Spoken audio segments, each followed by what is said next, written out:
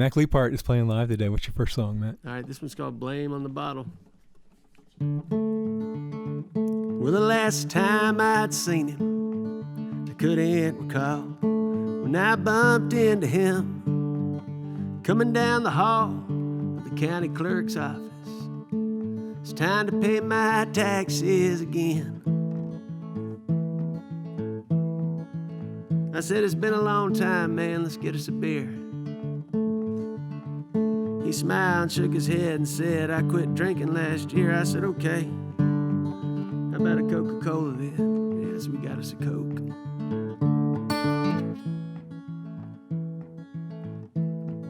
Then he said he'd been born again baptized, got his soul clean, and liquor was evil, and it was poisoning me.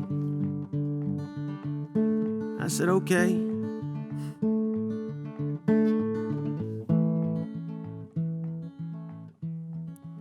And man, I know you're just trying to be a good friend, but there's only one judge for me. And brother, you ain't him. So I'll take my chances each time that I take a drink. But don't put the blame on the bottle now that you got yourself dry. And you're needing someone or something to call the bad guy. Too fast and too many, too much for way too long. Don't put the blame on the bottle if that whiskey don't pour on its own. Well, he didn't like what I had to say too much, so he just shook my hand and wished me good luck. He left that Coca-Cola half empty, and he left me where I stood. But then my mind moved to cold beer on the beach, screen porch at sunset, and a little bourbon neat, and a few more fine visions, and some memories of times that were good. Too much of a good thing ain't no good at all. That goes for all things, especially alcohol. I've had too much too often, and I ain't proud of some things that I've done. But I don't put the blame on the bottle for all of those things I've done wrong. What's done is done now, and I did what I did, me alone. Too fast and too many, too much for way too long. Yeah, I don't put the blame on the bottle, 'cause that whiskey don't pour on its own. No, I don't put the blame on the bottle, 'cause that whiskey don't pour on its own.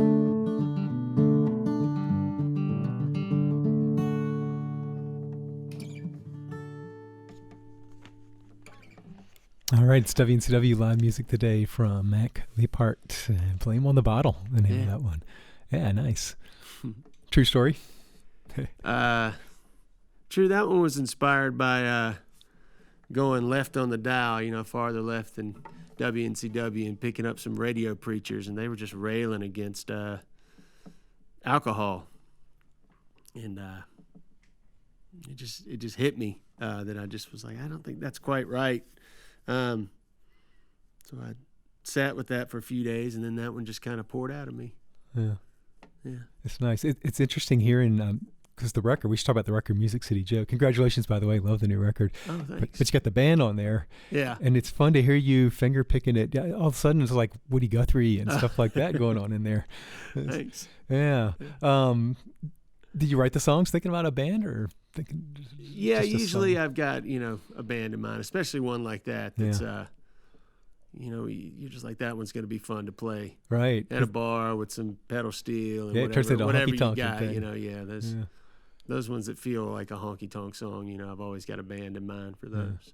Cool. Well, it's interesting to hear it, like I say, this kind of softer Yeah. version of it. The new record's called Music City Joke. We played it a lot. We enjoyed it. Congratulations. Yeah, thanks. Yeah. Is it still really fresh in your mind, or is that in the rearview mirror? It's not in the rear view, but I'm thinking about the next one now. Just got to get some new songs. You're a songwriter. How is it easy or hard? How often do you? Sometimes it's easy. Mostly it's not. Yeah. It just takes. It's a batting average thing, If I want to put out a song with 10, if I want to put in an album with 10 songs, it takes about 30 to get 10 that I can put on an album. So batting 300. So yeah, it's just you got to write them, and hopefully a few of them stick. Tell us a little bit about this album, The Music City Joke. What's the Music City and what's the joke? Well, Music City is Nashville, Tennessee, and I guess a little bit about the joke was on me. I think I'm one of a lot of people that was playing bars, and I was living in Charleston, South Carolina. I was playing 4 or 5 nights a week at bars, and I heard some stuff on the radio, and I thought, oh hell, I could do that. Then you go there, and it's harder than it seems, or it's not harder, it's different. There's a lot involved with writing songs for other people, and I just, after about 5 years of doing that, I just kind of started pushing the artist thing again and writing songs for the one person that I knew would cut my songs, which was I was that person. He's the one guy out there who would sing this one. Novel concept. So you went to Nashville to try and make it as a songwriter, and you sort of shifted around now to making it as yourself as an artist. Yeah, it's more fun that way for me anyway. Has it changed your writing now that you're like not trying to write for a radio or a person? It's just... I think being in Nashville and just doing the whole co-writing thing has probably changed my writing to an extent, or it just opened me up a little bit. I think I'm a little more open-minded about things than I was before I came. I think it's probably a little bit of not a music snob, but had blinders to what I liked, and just writing with different people with different influences is going to make you have a wider palette, so to speak. But for my own, as an artist, I've always kind of written for myself. I was trying to write songs for other people, but I was still writing songs. I was like, yeah, I can sing that one, but I'll sing that one, but not this one. That one will stay on my phone, So. Awesome.